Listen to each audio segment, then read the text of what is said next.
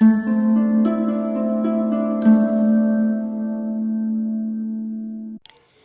चलिए फ्रेंड्स, यहाँ पे जो पहला क्वेश्चन जो दिया गया है, ए एक काज को 3 दिन में कर सकता है और बी उसी काज को 2 दिन में कर सकता है। दोनों एक साथ काज को पूरा करते हैं और उन्हें 150 रुपये मिलते हैं, तो ए का हिस्सा क्या होगा। देखिए, ए का जो टोटल काम है वो 3 दिन करता है, बी जो करता है वो 2 दिन का करता है। इसका एफिशिएंसी उल्टा हो जाता है, 2 और 3, और इसका जो है टोटल काम हो जाएगा 3 2 5, 5 का हो जाएगा 150, 5 3 15, 30 आ जाएगा। अब ए का पूछ रहा है तो 30 दूनी हो जाएगा 60, 60 इसका ऑप्शन नंबर 2 यहाँ पे सही हो जाएगा। चलिए नेक्स्ट क्वेश्चन की तरफ बढ़ते हैं। अगला जो क्वेश्चन है कि यहाँ पे मस्सा जो पूछा जा रहा है और सब जो है पावर में दिया गया है। 2 इंटू 3 का स्क्वायर 5 का स्क्वायर है। दूसरा जो है 5 इंटू 3 इंटू 2 का स्क्वायर है। तीसरा जो है 5 का स्क्वायर 3 इंटू 2 के पावर स्क्वायर है।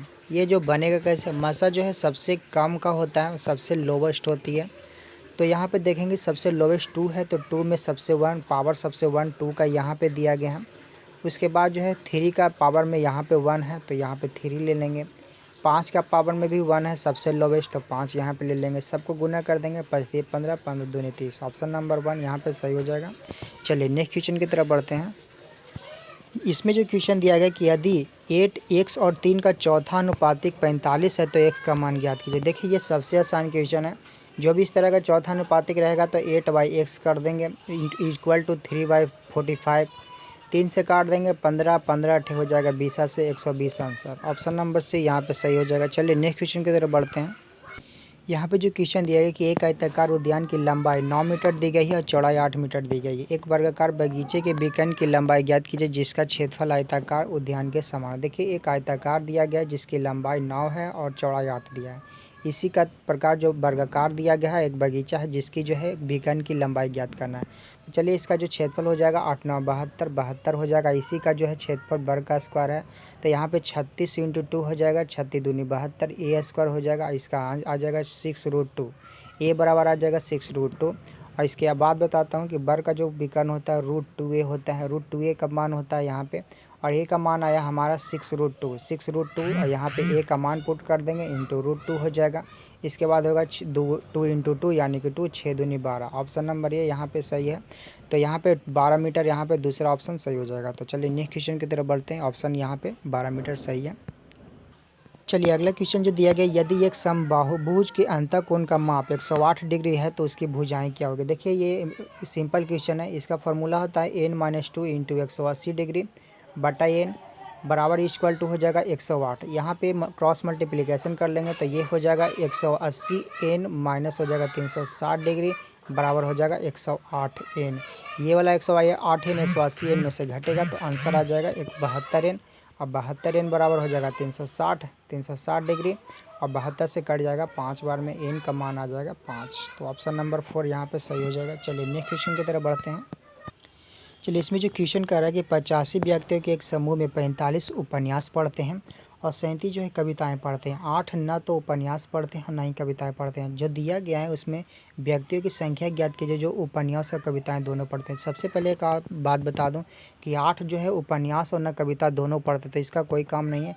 इसमें जो है 85 व्यक्तियों में से 8 को माइनस कर देंगे तो आ जाएगा 77, और 77 जो है यहाँ पे आ गया। ये टोटल 45 उपन्यास पढ़ते हैं और यहाँ पे 37 जो है कविताएं पढ़ते हैं। तो 7 5 12 और 4 3 7 1 8, 82 हो जाएगा। 82 में से जो है 77 को लेस कर देंगे तो आंसर आ जाएगा 5। 5 जो है ऐसे व्यक्ति हैं जो कविताएं और उपन्यास दोनों पढ़ते हैं, तो ऑप्शन नंबर 4 यहाँ पे सही हो जाएगा। चलिए नेक्स्ट क्वेश्चन की तरफ बढ़ते हैं।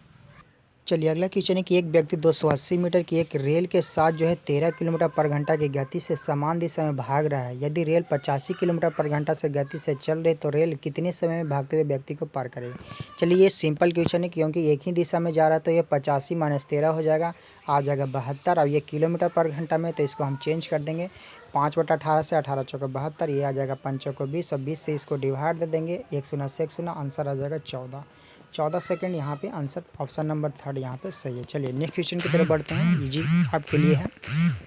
चलिए, यहाँ पे क्वेश्चन जो दिया गया कि अगर एक परीक्षा में 10 विद्यार्थियों में से 3 विद्यार्थियों की उम्र जो है 18 वर्ष है और 4 विद्यार्थियों की उम्र 19 वर्ष है, 3 विद्यार्थियों की उम्र 20 वर्ष है, तो समूह का औसत क्या होगा। देखिए ये सिंपल क्वेश्चन है। 3 विद्यार्थियों का 18 दिया है तो 18 × 3 = 54 हो जाएगा। 4 विद्यार्थियों का 19 है तो 19 × 76 हो जाएगा। 3 विद्यार्थियों की उम्र 20 है तो 20 × 30 = 60 हो जाएगा। सभी को जोड़ देंगे आ जाएगा 190। 10 विद्यार्थी का पूछ रहा है, 10 से डिवाइड दे देंगे, आंसर आ जाएगा 19 वर्ष। 19 वर्ष ऑप्शन नंबर 3 यहाँ पे सही है। चलिए अगले क्वेश्चन की तरफ बढ़ते हैं। चलिए यहाँ पे जो है मान निकालने के लिए दे रहा है। मान जो निकालना ये ट्रायंगल है। सबसे पहले एक बात बता दूं कि ये जो बाहरी जो एक्सटीरियर है वो इंटीरियर के योग पे बराबर होता है, तो ये सबसे पहले मोस्ट इंपॉर्टेंट है ये ट्रायंगल में। और इसमें करना क्या है, ये दोनों का योगफल जो होगा वो 80 डिग्री के बराबर होगा। जो इंटीरियर एंगल का है दोनों का योग इसका जो है एक्सटीरियर के बराबर होता है। तो चलिए सीधा सी बात है कि इसमें से ये घटा देंगे तो आंसर आ जाएगा 15। अब 15 यहाँ पे अगर ऐड करेंगे तो 15 × 65 होता है 80 डिग्री। तो ऑप्शन नंबर 1 यहाँ पे सही हो जाएगा। चलिए नेक्स्ट क्वेश्चन की तरफ बढ़ते हैं।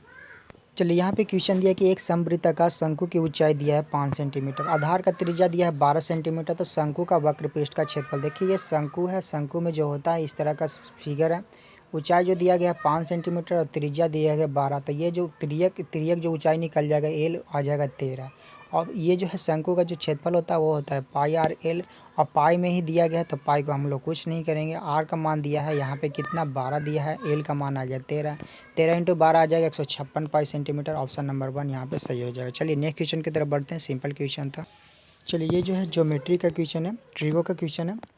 और ये जो दिया गया सेक 90 डिग्री माइनस थीटा बटा cost 90 degree minus theta minus tan square theta 90 degree minus theta. चलिए ये सिंपल क्वेश्चन है, बनेगा कैसे। सेक 90 डिग्री माइनस थीटा होता है कोसेक थीटा बटा कॉस 90 डिग्री माइनस थीटा होता है साइन थीटा हो जाएगा। tan square 90 degree minus theta होता है कॉट थीटा, यहाँ हो जाएगा कॉट स्क्वायर थीटा। जब आप लोग जानते हैं कि 1 बटा साइन थीटा होता है कॉसेक थीटा, ये हो जाएगा cos square theta. Cosec square theta minus cot square theta होता है 1, तो ऑप्शन नंबर बी यहाँ पे सही हो जाएगा। चलिए नेक्स्ट क्वेश्चन की तरफ बढ़ते हैं।